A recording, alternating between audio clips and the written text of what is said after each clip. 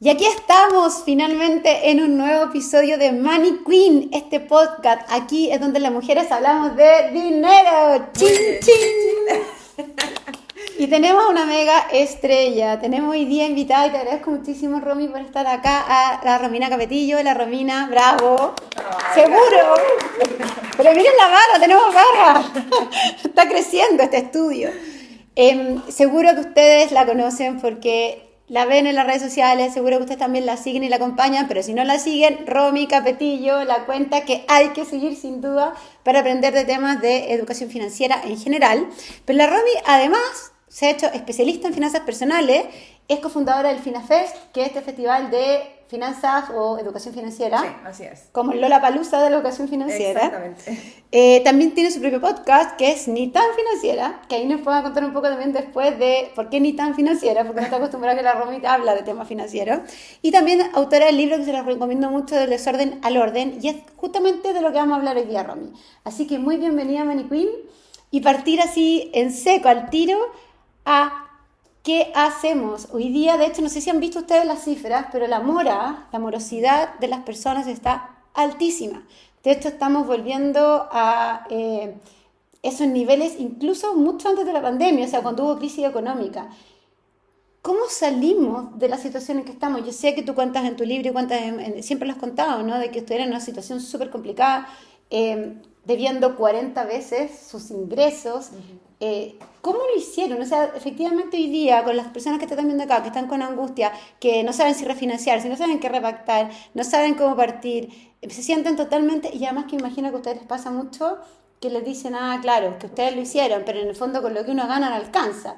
Como que de repente viene esa cosa como desde la rabia, ¿no? Desde decir, oye, no me vengáis a enseñar a mí porque la verdad a mí no me da, pero a ti no te dio y por mucho tiempo. Sí. Si nos puedes contar cómo lo hicieron, por favor, y así paso a paso para que todas puedan tomar apunte con esto. Sí, oye, primero te quiero dar las gracias por invitarme. A mí me encanta que se abran estos espacios de conversación, siempre lo digo, la educación financiera es clave, así que gracias también por liderar este proyecto tan bonito y este nuevo espacio también, Gracias, para Romy. educarnos más sobre este tema. Sí, es un tema.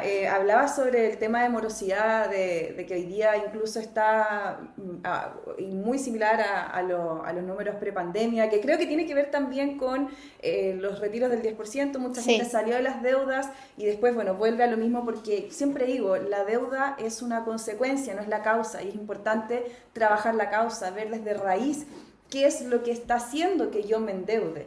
Porque yo puedo salir de las deudas muchas veces. De hecho, en el libro yo cuento que antes de mi gran crisis con mi esposo, nosotros ya habíamos salido antes de las deudas. Entonces yo puedo salir muchas veces de las deudas, vendo un auto, pago mis deudas, hago un movimiento y pago mis deudas, o me endeudo para pagar mis deudas. Pero si no trabajo la raíz del por qué me estoy endeudando, entonces vamos a volver a caer en estos bicicleteos constantes. ¿Qué fue lo que hicimos nosotros? Bueno, lo primero es conocer nuestros números. Yo no tenía idea cuánto ganaba, cuánto gastaba ni cuánto debía. Y siempre recomiendo responder los tres cuánto. Cuánto ganas, cuánto gastas, cuánto debes. Y aunque suene súper obvio, ay, pero Romy, obvio que uno sabe cuánto gana. Te prometo que hay gente que no sabe cuánto gana y que de repente ve su liquidación y, oh, tuve un bono, wow, no tenía idea. O mucha gente en general, es súper común que tengan dobles trabajos, su trabajo formal y por otro lado tienen su trabajo informal o pitutos que hacen y no lo contabilizan como parte de sus ingresos. Y bueno, ¿para qué decir la parte de los egresos? En general la gente no tiene idea en qué gasta su plata y uno dice como, no, si yo más o menos gasto esto, pero cuando empiezan a revisar como uno a uno, ahí se dan cuenta realmente en lo que gastan y es porque tiene que ver también con que nosotros nos preocupamos más de los gastos grandes, tipo, no sé, si yo te pregunto, Fernanda, ¿cuánto gastaste en la universidad, en arriendo, colegio, dividendo, gastos comunes, mercadería? Probablemente tú esos números los tienes en la cabeza, ¿sabes? Porque los repites todos los meses, son los números grandes. Pero si yo digo, ¿cuánto gastaste en propina, en estacionamiento, en café No el se mes ven. pasado? No tenés idea, porque uno dice, de partida son gastos chicos y segundo, son tan repetidos que cuesta hacerle el seguimiento. Entonces, tener súper claro esos números tan relevantes y finalmente cuánto debo. Y ahí es calcular qué es lo que uno no quiere ver, a cuántos acreedores le debo, cuánto es el plazo de la deuda, cuánto estoy pagando por las deudas, en cuántas cuotas, cuál es el monto total, porque de esa manera es la única forma que nosotros tenemos de decir, ok, este es el camino que a mí me conviene. No hay una receta única, cada uno va a tener que ir encontrando su camino en base a sus posibilidades, porque lo que tú dices, hay gente que tiene quizás más recursos que otros, hay personas que tienen más flexibilidad que otros, entonces hay que ver en base a tu situación cuál es lo que más te conviene. Dos cosas que me parecen súper importantes de lo que dijiste y que lo vi venir, que fue el hecho de que muchas personas que les cuesta enfrentarse a sus números porque prefieren no verlo, como que el no mirarlo hiciera que no existieran, o que seguimos dándole vuelta y así como que el problema no existe. Eso me parece súper relevante. Si pudieras contar un poquito también cómo se enfrentaron ustedes a esos números, porque probablemente deben haber sentido esa misma sensación, ¿no? Sí. Es súper duro porque uno nunca cree que debe tanto. Aparte, yo veía mi vida y mi vida era súper normal. O sea, yo no era una persona que viviera con lujos o que se la pasara viajando, que tuviera un auto súper wow. O sea, teníamos un Kia Soul, vivíamos en Macul. No éramos una familia que quizás gastara, o era mi percepción, porque efectivamente sí gastábamos más de lo que ganábamos, pero en mi percepción como lujos no teníamos, ¿cachai? Entonces, cuando vemos los números, que me acuerdo que en una conversación con mi cuñado, Gabriel, que tú lo conoces. Sí, de capitalizarme. Sí. También, ahí sigan capitalizando. Sí, en esa desesperación, él me dice, ¿pero ustedes saben cuánto deben? Y yo, no tenía idea. Y me acuerdo que en su pizarra, en Capitalizarme, empezamos a anotar las deudas que se nos empezaban a venir a la cabeza. Luego después con Esteban terminamos como ese ejercicio en la casa. Y lloramos porque en verdad ver ese número de decir, esta cuestión es imposible, o me gano el kino mañana, o de aquí no salgo, ¿cachai? Y es normal, es parte de sentir esa pena, sentir esa frustración, porque además tú decís como, uno se siente súper víctima, como en qué momento caí en esto, en qué momento todo esto se transformó en 40 veces nuestros ingresos, y es parte del proceso. No querer ver los números también es parte del proceso. Viene como una especie como de bloqueo mental. Yo no me metía a mi cuenta corriente, o sea, yo no quería ver lo que estaba pasando, y sabía que estaba a tope la línea de crédito, a tope las tarjetas de crédito, pero aún así no me quería meter. No contestaba las cartas que me llegaban, los correos, me llamaban por teléfono y yo muchas veces decía, equivocado, no era yo, era mi impostor. Entonces, claro, esa negación también es parte del proceso. La mala noticia es que no ver tus números, no contestar el teléfono, no hace que las deudas desaparezcan. De hecho, crecen mucho más, y yo siempre recomiendo eso. Nosotros reaccionamos tarde, nosotros deberíamos haber enfrentado a los bancos, a las empresas de cobranza antes, para que esta cosa no siguiera creciendo. Entonces, es importante, obviamente, tomar acción. Sé que cuesta, y si estás en esa etapa, es parte del proceso, pero sal rápido para que puedas negociar y puedas salir finalmente de esta deuda grande. Eso es lo que te quiero preguntar ahora. ¿Cómo salimos? Y primero, ¿cuál es la respuesta a cientos de miles de personas que te escriben todos los días en tu red social y te deben decir, Romy, pero no alcanza? O sea, está bien, todo lo que tú estás diciendo, todo bien, pero la vida está súper cara, no me alcanza y no tengo otra manera que vivir en contra, así con deuda permanente. Entonces, la primera pregunta es cómo contestas esa pregunta, y la segunda es cómo salimos de esa situación. Sí, la verdad es que contesto esa pregunta un poco siempre los llevo para el lado de cómo quieres vivir, y que muchas veces, y estas son las consecuencias de las deudas, es súper desagradable lo que voy a decir, pero parte de haber debido plata y como consecuencia de las deudas es que vamos a tener que vivir un proceso en donde vamos a tener que renunciar a ciertas cosas, ¿ok? Vamos a tener que aprender a decir que no a muchas salidas, vamos a tener que ajustar el presupuesto. Nosotros nos tuvimos que cambiar de casa, vivimos 2 años en la casa de mi papá, vendimos el departamento, después tuvimos que cambiar a nuestras hijas del colegio privado al colegio subvencionado. Nos costó mucho tomar esas decisiones, no son decisiones fáciles. Uno en general quiere traspasarle lo menos posible sus errores a sus hijos, claro, entonces protegerlos. Exacto, para mí era mi responsabilidad y la de mi marido de ver plata, no mis hijas. Entonces, ¿por qué les tenía que quitar su colegio por mala gestión nuestra. El tema es que ya después ya no daba y eran 700 lucas que no teníamos, ¿cachai? Porque teníamos 2 en ese tiempo. Entonces, entender que muchas veces vamos a tener que renunciar a cosas es parte del proceso. Y por otro lado, la verdad es que para salir hay 2 caminos. O reduzco gastos o gano más plata. Y me gusta mucho como lo plantea un documental que está en Netflix, que se llama Al mando de tu economía, que dice que reducir tus gastos tiene un límite, porque nosotros no podemos reducir a cero, o sea, tenemos que mínimo comer, ¿cierto? Claro. Pero generar más ingresos, eso es ilimitado. Y cuando uno lo ve desde esa perspectiva, te juro que cambia la mentalidad, cambia la forma en que uno va a buscar la resolución a ese problema. Si yo todo el día me levanto y digo, esto es imposible, no hay forma de pagar mis deudas, eso es lo que tu cerebro va a asimilar y va a incorporar y te vas a mover desde ese lugar. Sin embargo, si yo me levanto todos los días preguntando, manché un poquito aquí. No estamos acostumbrados, estamos en confianza.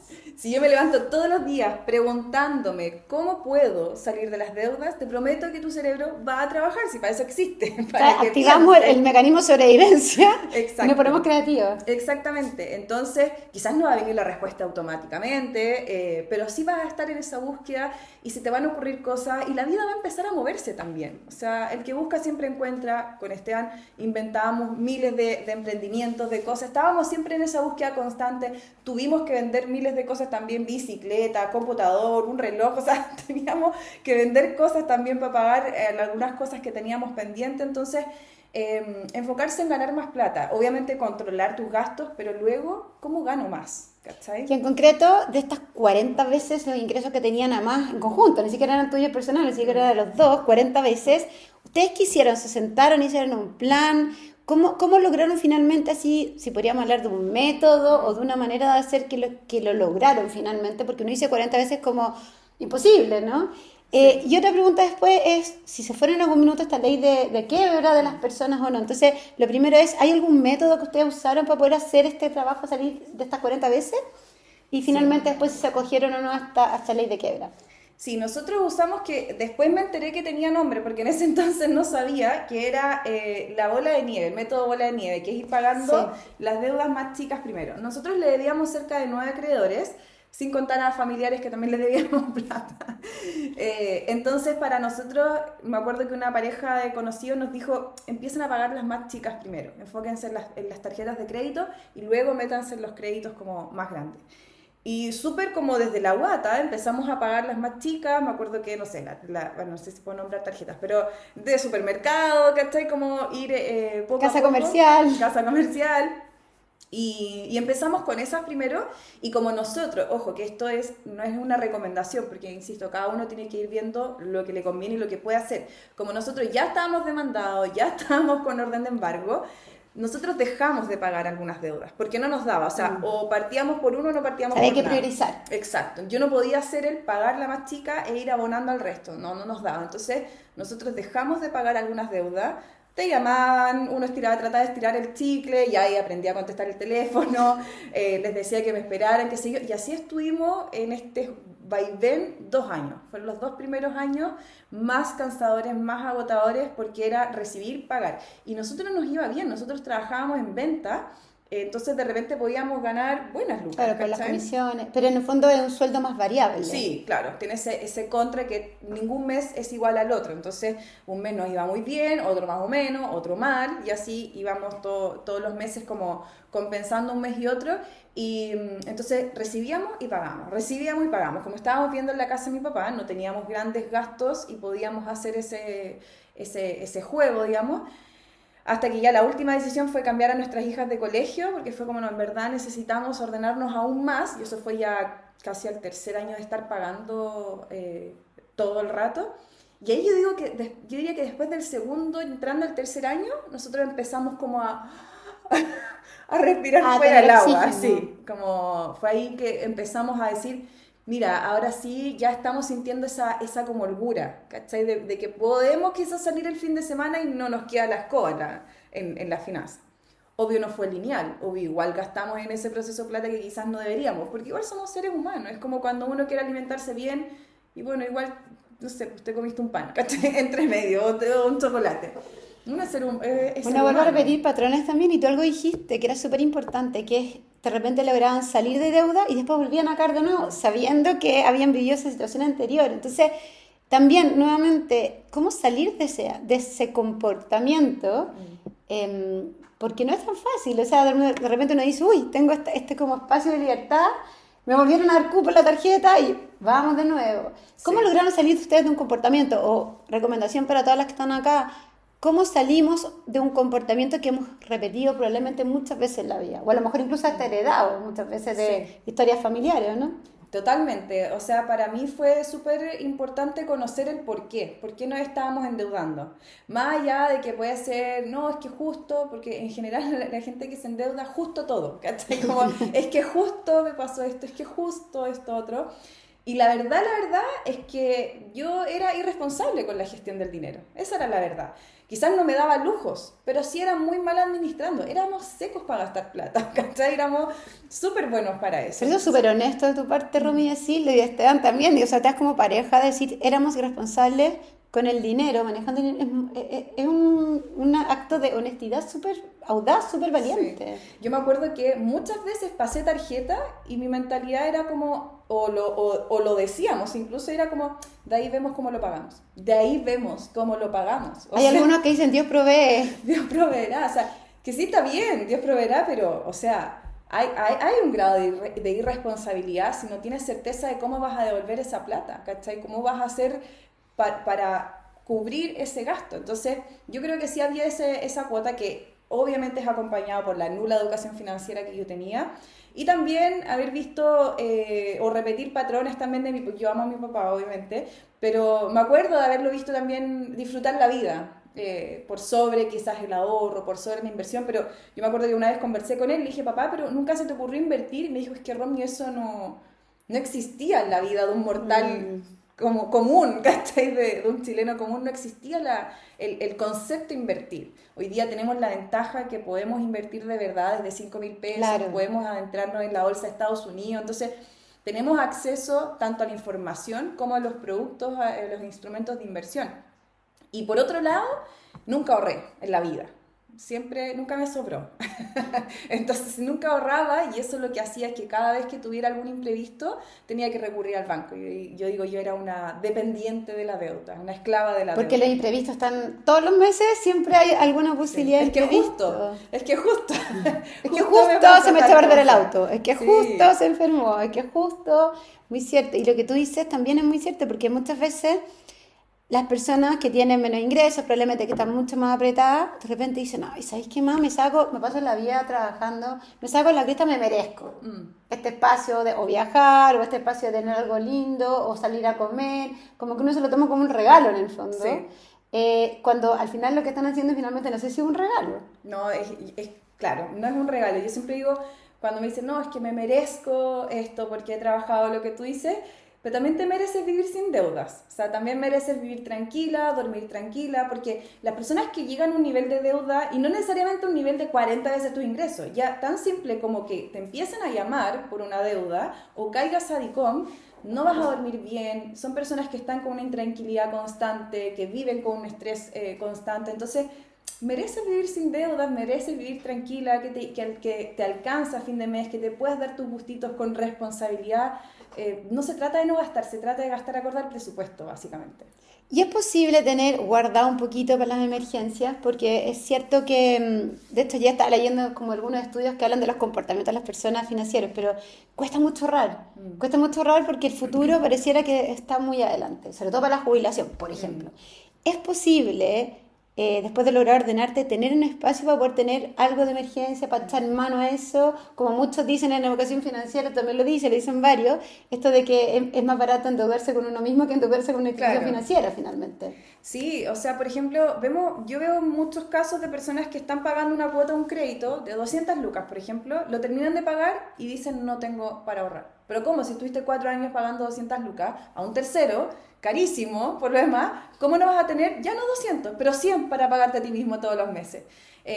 Yo creo que quizás se confunde mucho con que el ahorro, bueno, como el ahorro es voluntario de partida, cuesta, es un hábito, por lo tanto es mucho más entretenido y divertido gastarte la plata hoy día que gastártela en 2, 3 años más. Pero por otro lado, creo que como quizás se confunde que si no tengo un monto considerable para ahorrar, entonces no vale la pena ahorrar. Y yo siempre digo que 1000 es más que cero, lo importante Cierto. es comenzar. Es imposible que no puedas ahorrar 1000 pesos. Es imposible que no puedas. Estoy segura que te lo gastas en una Coca-Cola, bueno, el café más caro que 1000 pesos. O sea, De 2 lucas por arriba. claro, entonces parte con algo, empieza a generar el hábito, empieza a conocer los instrumentos de ahorro e inversión y te aseguro que con el tiempo ya no van a ser 1000, van a ser 5000, van a ser 10000 y eso va a ir aumentando mes a mes, año a año, así que es súper importante y relevante partir, crear el hábito, la repetición, está el secreto y es posible, lo que pasa es que creemos que tenemos que tener un monto considerable.